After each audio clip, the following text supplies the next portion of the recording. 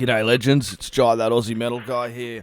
Before we get stuck into another great interview brought to you by Crank.com and that metalstation.com, don't forget to hit the like and subscribe, and that way you can keep up to date with all the best music and interviews from all over the world.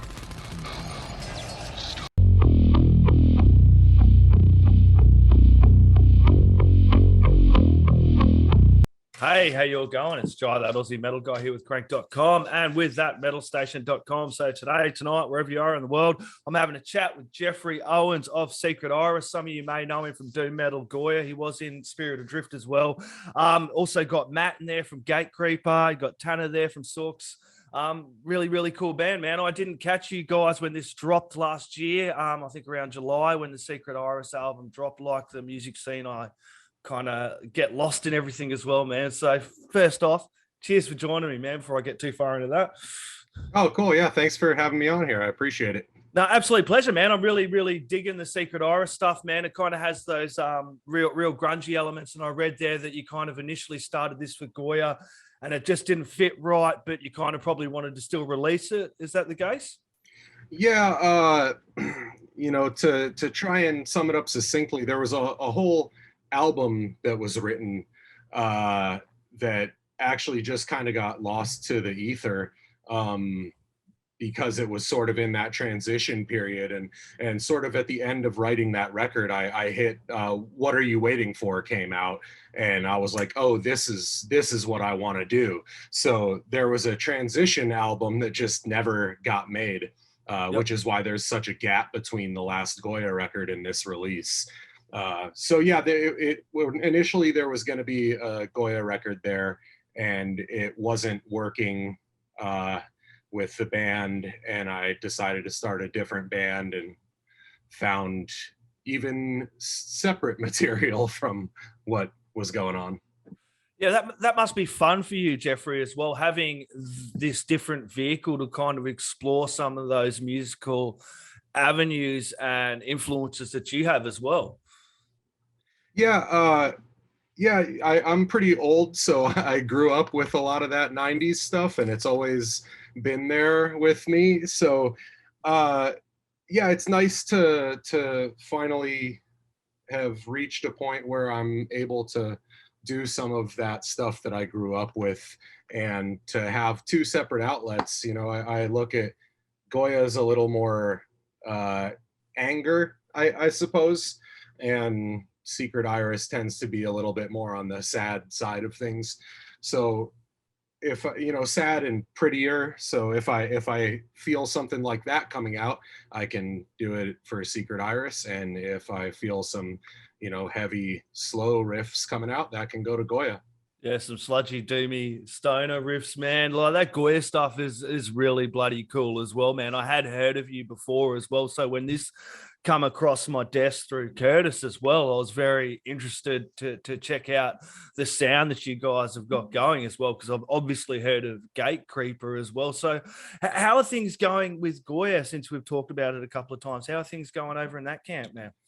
All right, despite, I think, it seems like the world has gotten back to playing shows and stuff, but I personally am not there yet. I'm not feeling safe and comfortable at shows, which is a bummer. I love going to shows, and it's definitely a huge part missing from my life.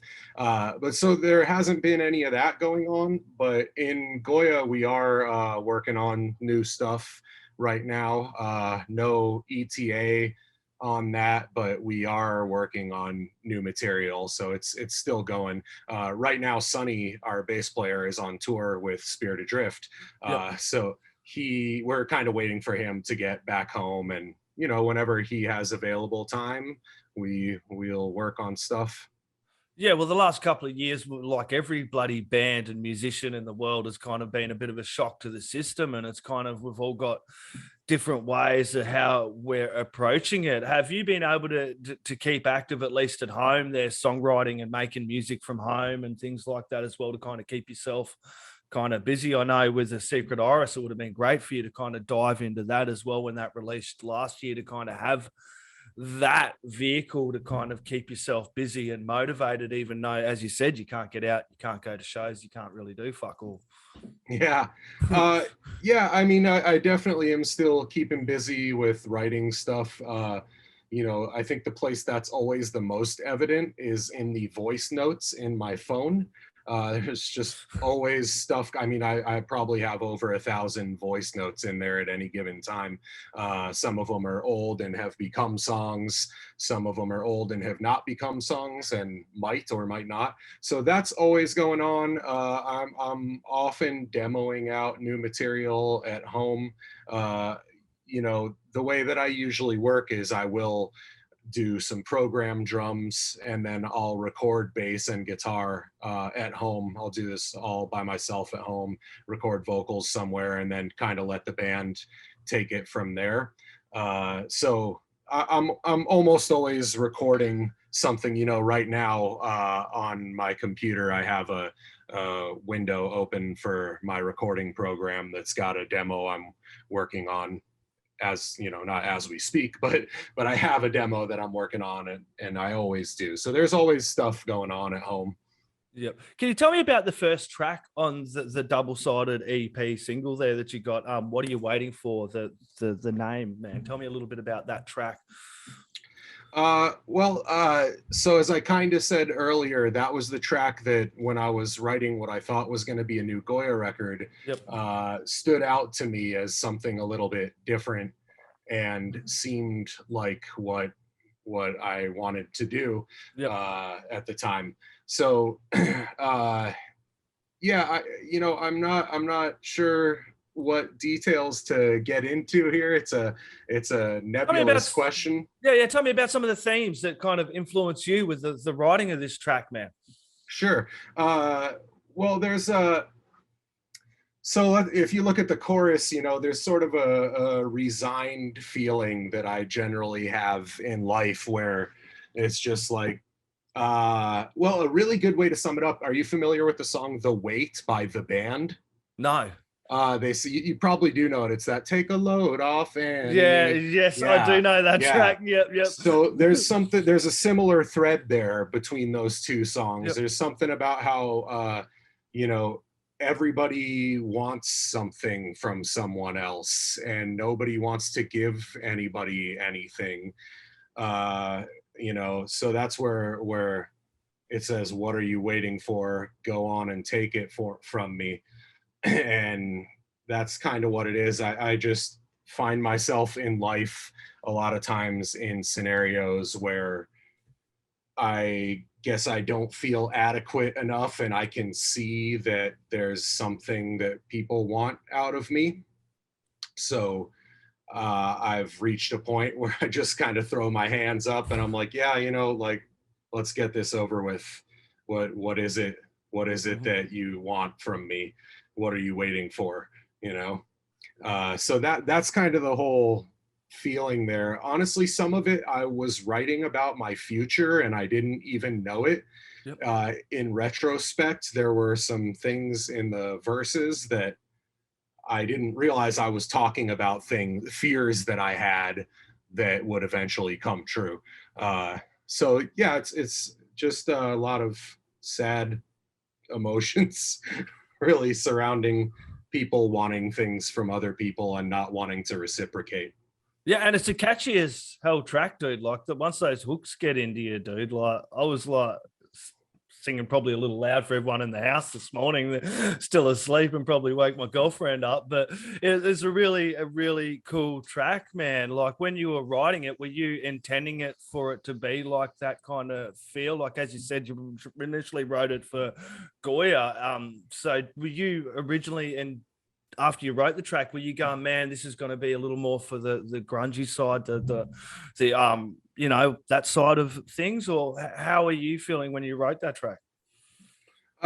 Well, so the way that I have written everything for Secret Iris, it always starts with a vocal melody, okay, and usually with some words. Yep. So that whole chorus kind of came out as vocals first. Okay. And I just sat down with a guitar and figured out what the chords were to resonate with the vocal pattern.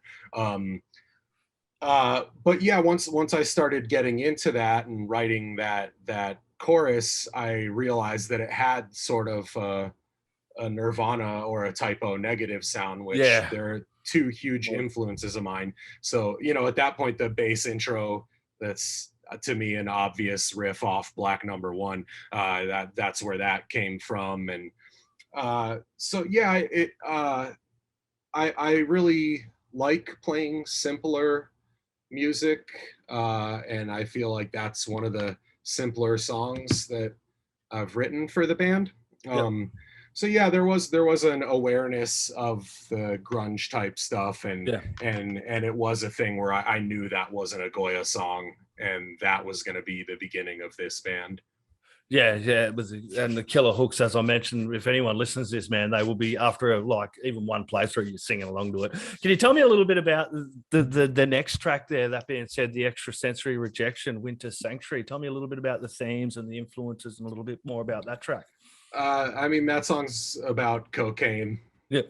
Like that's the easiest, most distilled way I can put it.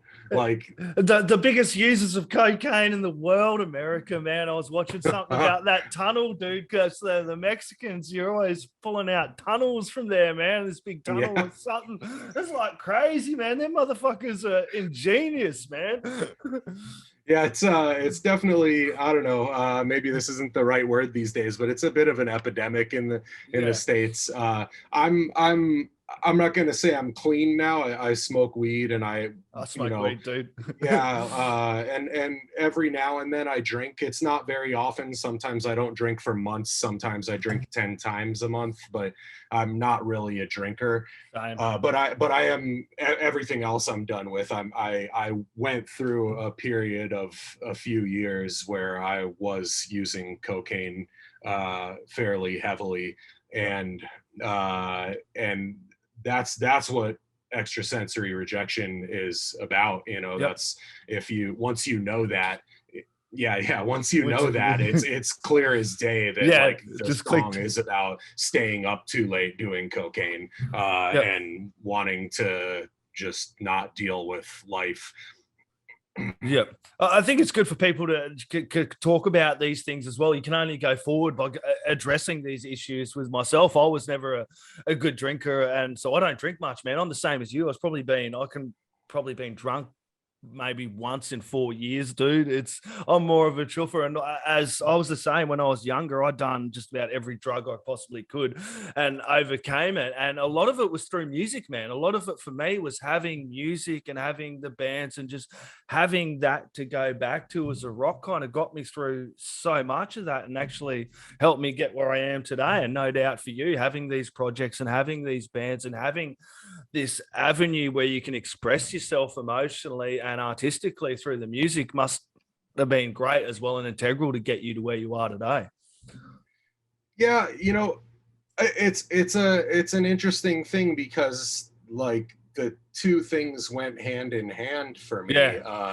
You know, I would use and I would record a demo. I would spend 30 hours using and recording a demo. You know, Extrasensory came together in about 30 hours of me just writing and recording and, you know, snorting a line every 30 minutes until I just, you know, I got all the music recorded, and then I went to the rehearsal space and continued using there and recording vocals until they were perfect. This was just in the demo stages of writing the song. This isn't actual final recording, but yeah, so it's, I don't know, it's interesting for me. They went hand in hand. And I think that money was ultimately the thing that broke me, and now that it's been a few years since I've done it, I don't have any interest in going back to it. You know, it was mostly just money that cut me off and time that made me heal from it. But I do find music to be soothing still in my more sober days. Yeah, out of the two drugs, the music's probably the better one. Yes, music's probably more expensive, but fuck it, it's more fun. Yeah, that's a fair point. It must be good to have this on vinyl and coming out on vinyl as well for you, man. Yeah, it's you know, vinyl wait times are crazy right Yeah, now. I know that. So we ordered this record before it was released. Before it was released, and when they gave us the wait time, it was like, all right, well, let's just put this music out digitally, because I had been waiting 5 years to release something from this. You know, it was this 5-year transition from whatever I was writing for GOYA into this 7-inch, and we have a full length too, but that's not done yet. But so yeah, it is really nice to have reached a point where we can hold the copies in our hands and, you Yeah. know, actually get physical versions shipped out to people. It's a very nice place to reach. Yeah, yeah. Vinyl was the addiction that I picked up during COVID as well, buying vinyl as Yeah, well. So that's not a cheap one that's either, not a man. cheap Yeah. addiction either. Mhm. I had to get a record player, and I'm like, fuck it, I can't go to gigs, I can't do anything. Let's just build up a vinyl collection. And as you said, a very expensive one, but a good one, man. When you get that vinyl in your hand, like I'm more of like most metalheads, I suppose. We like grabbing all these metal merch and collectibles and flags and sticking them up all over the place, and you know, having those vinyl as well is just a really good listen to be able to put that on the record player and stay connected with the album as well. I got to ask though, Jeffrey, how did you get these guys together? Tell me about like Tanner and Matt and getting these guys on board for this project. Well, it was a long process. I actually played with a bunch of different people before we landed on this lineup for these releases. So I think Tanner was the first one in the band, and I've known both Tanner and Matt for a long time. Both great people, great friends, and musicians that I respect a lot.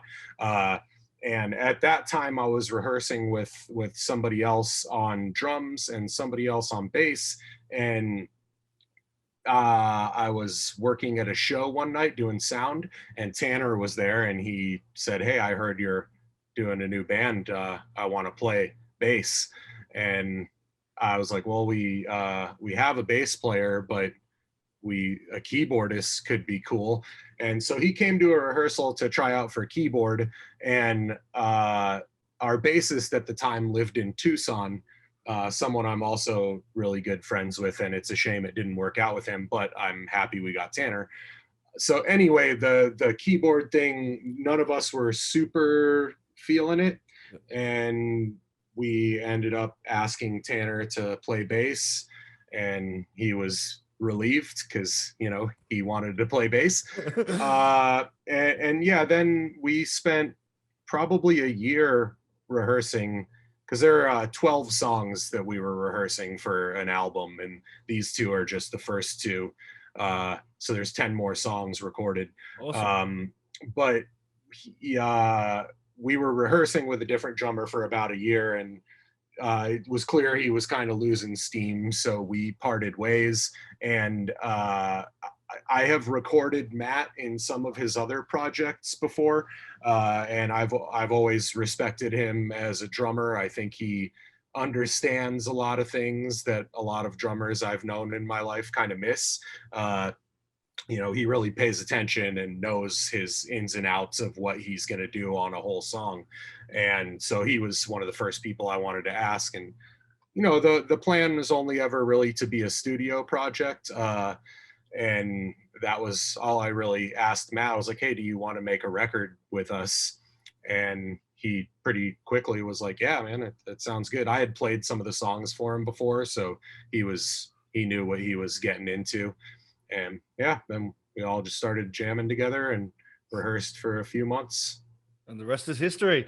Yeah, Yeah. it must be good too. Like as you said, with this digital release coming out last year, and you said the vinyl wait times. Everybody I know, I've spoken to a lot of bands about this too. The vinyl wait times. Some guys have, like as you said, ready to go the album, and then they're like, the vinyl's going to be this long, but it's just the way of the world at the moment. Everyone just has to bloody deal with it. But it's also it's got a silver lining to that cloud as well, because you were able to drop this back last year, but you're also able to come back to it for people like me and other people that actually missed it and didn't get a chance to check it out or hear it or whatever. So you're able to do this publicity again, the promo, and go, look, check this out, and kind of build up steam, as you said, because you've got another 10 tracks ready to roll.